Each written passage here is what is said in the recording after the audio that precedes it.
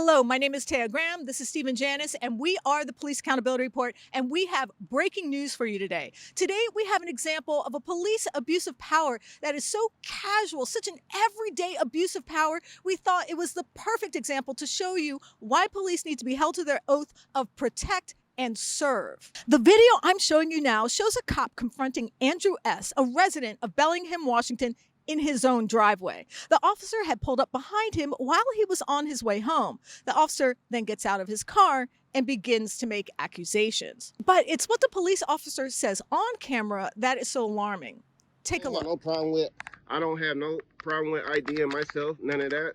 I just want to talk to the lieutenant or sergeant, that's it. Okay. I've told you have to identify yourself as the driver. Can I please talk to this gentleman? Come on, calm down. Just calm down, just calm down. Oh my God, this is too much. You have to identify yourself lawfully because you're driving this vehicle on public streets committing a traffic violation. No. The law says you have to identify yourself. What is a traffic violation? Failing to identify yourself, which is an additional violation. Is that something you want to subject yourself to? What is the traffic violation? Your exhaust, it's altered. My exhaust. What did you pull me over for before that? For reasonable suspicion of doing donuts and your exhaust. You went through the intersection and you hit your throttle a couple times and the exhaust made a loud noise, which drew my attention to you. I'm going 20 miles per hour. This is crazy, bro. Are you going to ID yourself? Huh? Are you going to ID yourself? Yeah, I will ID myself. I'm sitting here like, bro, I'm just long up. Chill out. Nah, stay in the car. Now, as the cop continues to press Andrew for his ID, he starts to make a series of allegations alleging that a car like his was seen pulling donuts or that his exhaust pipe was altered. And I know, donuts, I promise, I won't make that joke. So first, Stephen, as we replay the video, what's your take on this possible abuse of police power? What do you see going on here? It's interesting when charges evolve as an officer is engaging someone.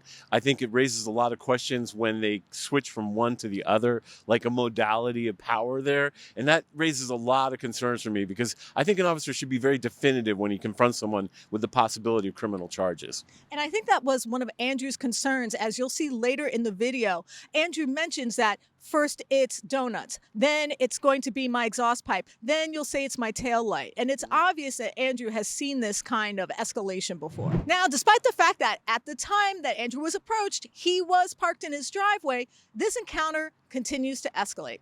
Take a look. You went through the intersection and you hit your throttle a couple times and the exhaust made a loud noise, which drew my attention to you. I'm going 20 miles per hour. This is crazy, bro. Are you going to ID yourself? Huh? Are you going to ID yourself? Yeah, I will ID myself. I'm sitting here like, bro, I'm just long up.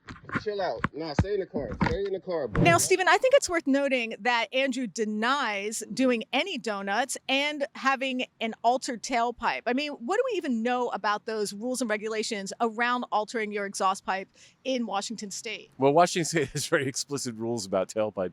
You have to have a well-maintained tailpipe that doesn't make I guess my reading of the statute would be that doesn't make like excessive noise, so that if you have a car that really like excessively makes noise when you rev the engine, that would be considered not legal, but it doesn't prescribe any sort of criminal punishment for that particular offense. I mean, it seems very sketchy to me, but there is a law that says you must maintain a good working tailpipe. Now, at this point, Andrew does hand over his ID, or rather shows that he is willing to.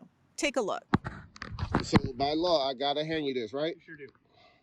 And what you pulling me over for again? For the altered exhaust and reasonable suspicion. What reasons? Donuts. Reasonable suspicion for the donuts and the altered exhaust. Reason suspicion for what donuts? The donuts that were called into 911. I'm not arresting you on that. No, I'm just saying. No, I'm just trying to get it all on here for when I go. That's fair. Okay, so I can't get no sergeant, no lieutenant. Not right now. And why is that? You have to identify yourself. Chill out. So you can also hear Andrew asking for a supervisor, which he is denied. Stephen, let us know. Do they have to provide a supervisor if they're asked? Is that an obligation that the police have to fulfill? No, unfortunately, I mean, I think it's a good thing to ask. I think it's always good to ask, but no, there's no law that I can see in any municipality or state that we've looked at, that we researched, that says they have to provide an officer. It would be kind of absurd to a certain extent, but I've seen cases that we covered where it has been quite helpful. So just as a note, if it is a case of excessive force or if it's a collision, most likely an ask for a supervisor supervisor does have to be obeyed. Right. And as Stephen said, we always think it is a good idea to ask for a supervisor, especially if you feel your rights are being violated. But remember, most police departments don't have any statutes they have to obey that gives them the obligation to fulfill your request.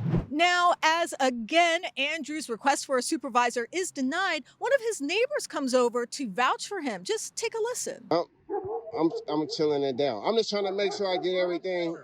I'm trying to make sure I get everything. Yeah, man, they didn't pull me over some bull. Now it's a louder sauce. Before that, they say 10 blocks away somebody's doing donuts. My car was reported supposedly. I don't think it was this guy.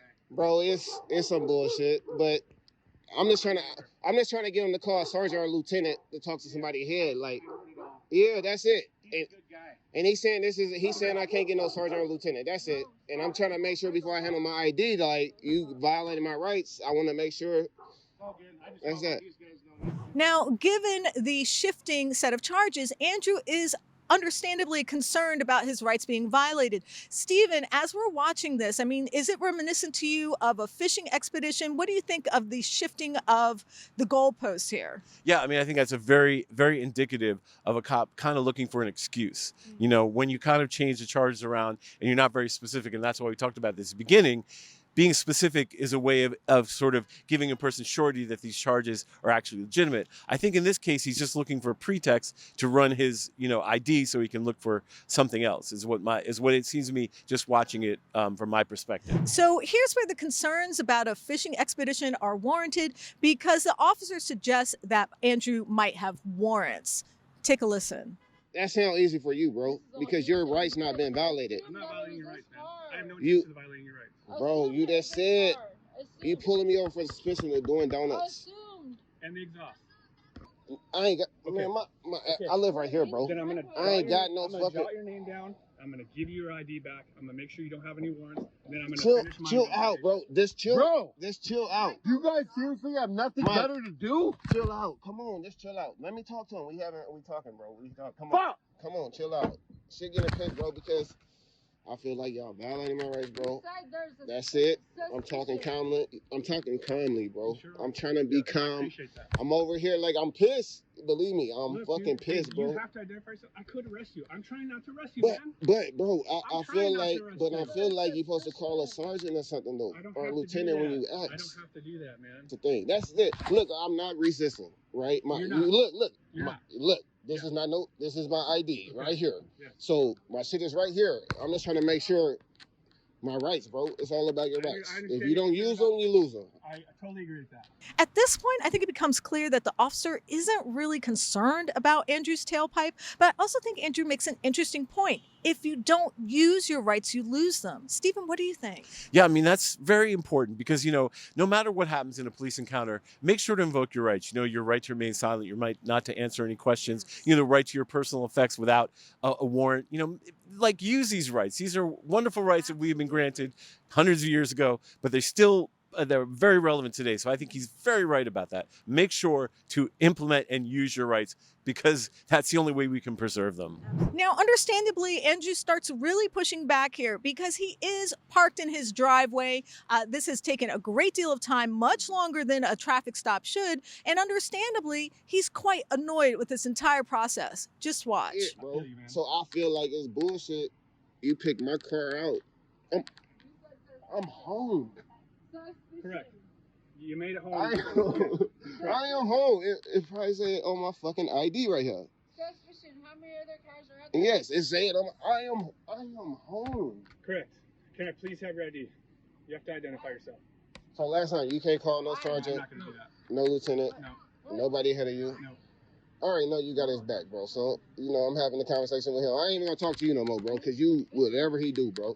But I done got pulled over, bro, and I done asked for a lieutenant or a sergeant, bro, and they called. That's Okay. all I'm saying. Sure. Okay, let's look at my point of view. I understand. You your point of saying view. you stopping me Yep. for donuts, supposedly. You ain't seen me do no fucking donuts, and now it's a sauce. So let's imagine next is gonna be a tail light. No. That's how I feel.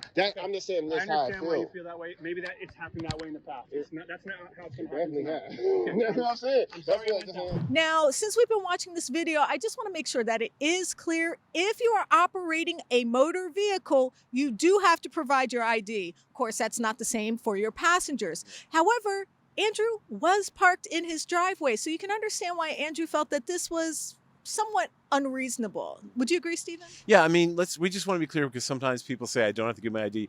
If you're operating a motor vehicle, yeah, you got to give your ID. If you're parked in your driveway and you're not operating it, I think that's questionable. But if the officer observes you driving it, then it becomes a gray area. But of course, you just don't want to adjudicate these things on a driveway.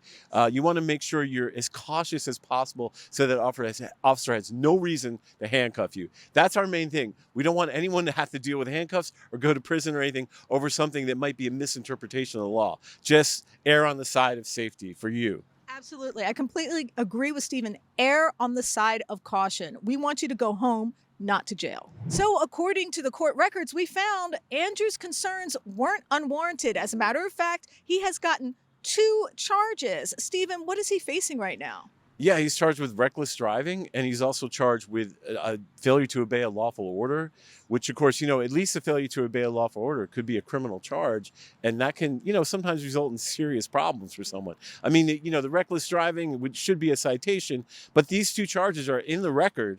In court, we confirm them. So obviously this officer decided to resolve this situation with some sort of arrest or some sort of ticket. It's very disturbing, but it shows, that I think Andrew's concerns were warranted from the beginning. So we will continue to investigate this case and others because, as we always say, the point of the show is to hold the system accountable that makes bad policing possible. And certainly, I think today we have a questionable use of police powers. And although this police officer was measured and even tempered throughout this experience, it's still an example of over-policing and the casual violation of rights that we see on a daily basis. And as we all know from our extensive reporting, the price of this type of overreach is paid by us. When cops fail to be judicious with their power, innocent people suffer. That's why we take the time to parse videos like this and explore not just the legal questions, but the broader inquiry about what kind of policing we want, what kind is effective, and what we can do to preserve our most precious possessions, our rights. And as always, if you have video evidence of police misconduct or brutality, please share it with us and we might be able to investigate for you. Reach out to us at par@therealnews.com. And of course, you can always message me directly at Taya's Baltimore on Facebook or Twitter. I'm Taya Graham. This is Stephen Janis. We are the Police Accountability Report. And as always, please be safe out there.